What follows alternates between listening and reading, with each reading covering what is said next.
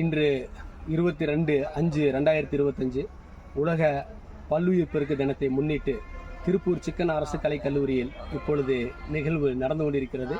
இதை அனைவரும் ஒரு முக்கியமான பொருளாக எடுத்துக்கொண்டு இந்த தினத்தை அனுசரிக்க வேண்டும்.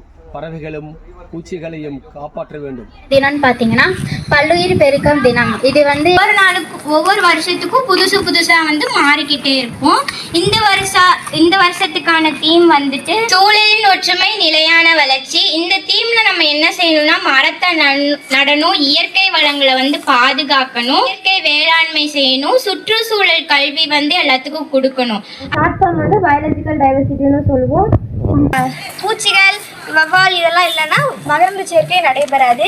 இப்போ தேனீக்கள் மகரந்த சேர்க்கைக்கு ஒரு முக்கிய பங்காகும். இப்போ தேனீக்கள் இந்த உலகத்தை அழிச்சிருச்சு அப்படின்னா அடுத்த 4 வருஷங்கள் மட்டுமே மனிதர்கள் உயிர் வாழ முடியும்.